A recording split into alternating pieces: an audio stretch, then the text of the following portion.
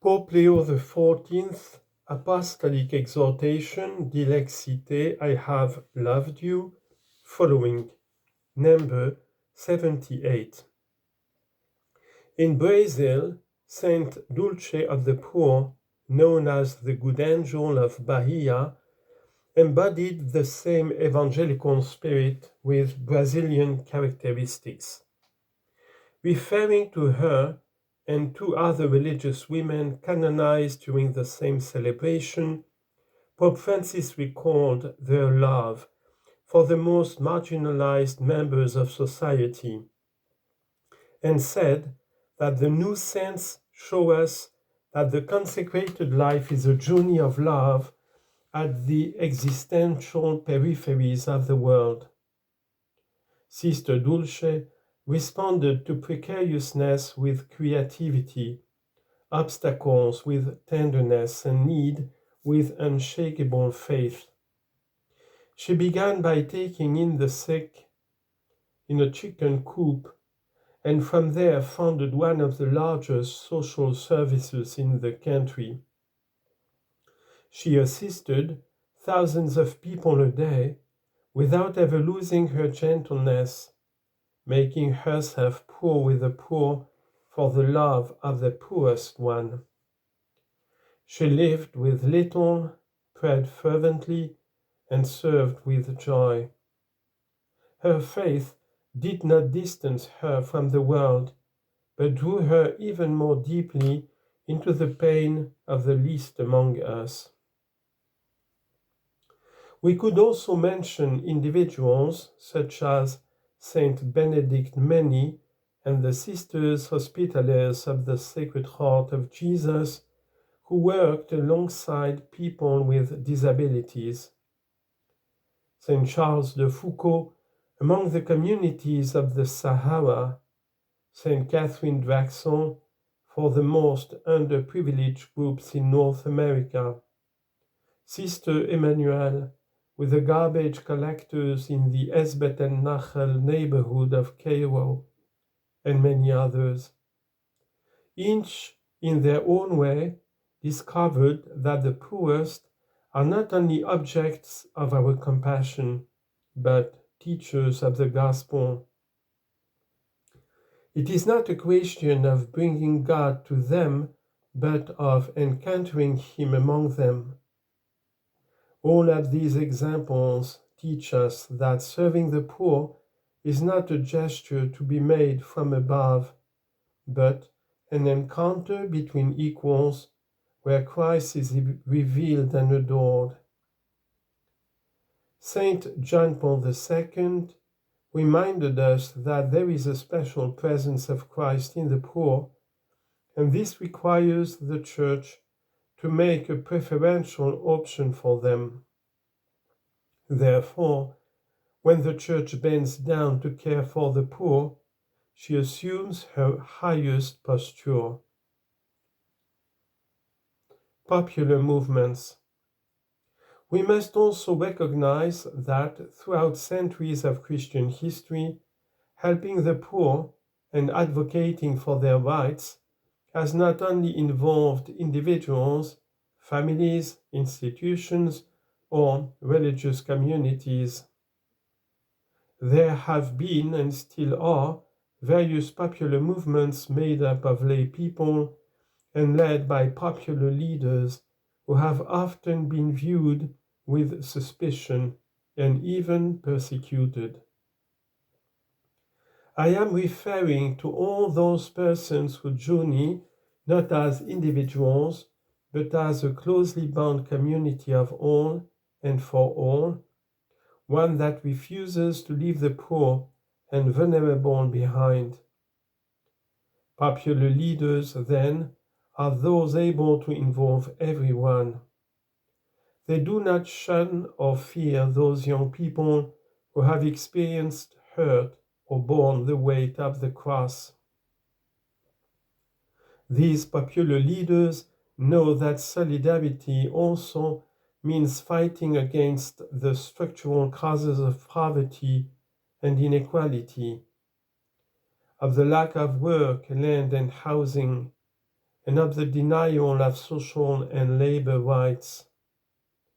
It means confronting the destructive effects of the empire of money. Solidarity, understood in its deepest sense, is a way of making history, and this is what the popular movements are doing. For this reason, when different institutions think about the needs of the poor, it is necessary to include popular movements and invigorate local, national, and international governing structures with that torrent of moral energy that springs from including the excluded in the building of a common destiny. Popular movements, in fact, invite us to overcome the idea of social policies being a policy for the poor, but never with the poor and never of the poor, much less part of a project which can bring people back together.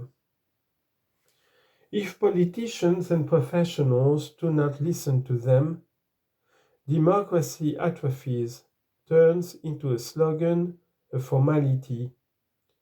It loses its representative character and becomes disembodied, since it leaves out the people in their daily struggle for dignity, in the building of their future. The same must be said of the institutions of the Church. Chapter 4. A history that continues. The century of the Church's social doctrine. The acceleration of technological and social change in the past 2 centuries, with all its contradictions and conflicts, not only had an impact on the lives of the poor, but also became the object of debate and reflection on their part. The various movements of workers, women, and young people, and the fight against racial discrimination gave rise to a new appreciation of the dignity of those on the margins of society. The Church's social doctrine also emerged from this matrix. Its analysis of Christian revelation in the context of modern social, labor, economic, and cultural issues would not have been possible without the contribution of the laity, men and women alike, who grappled with the great issues of their time. At their side were those men and women religious who embodied a church forging ahead in new directions. The epochal change we are now undergoing makes even more necessary a constant interaction between the faithful and the Church's magisterium, between ordinary citizens and experts, between individuals and institutions. Here too, it needs to be acknowledged once more that reality is best viewed from the sidelines, and that the poor are possessed of unique insights indispensable to the Church and to humanity as a whole.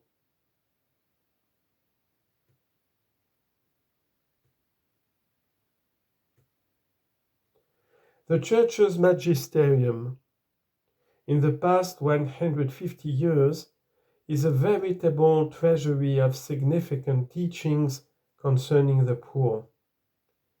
The bishops of Rome have given voice to new insights refined through a process of ecclesial discernment. By way of example, in his encyclical letter, Rerum Novarum, Leo XIII addressed the labor question, pointing to the intolerable living conditions of many industrial workers and arguing for the establishment of a just social order. Other popes also spoke on this theme. Saint John the 23rd, in his encyclical Mater et Magistra, 1961, called for justice on a global scale, Rich countries could no longer remain indifferent to countries suffering from hunger and extreme poverty. Instead, they were called upon to assist them generously with all their goods.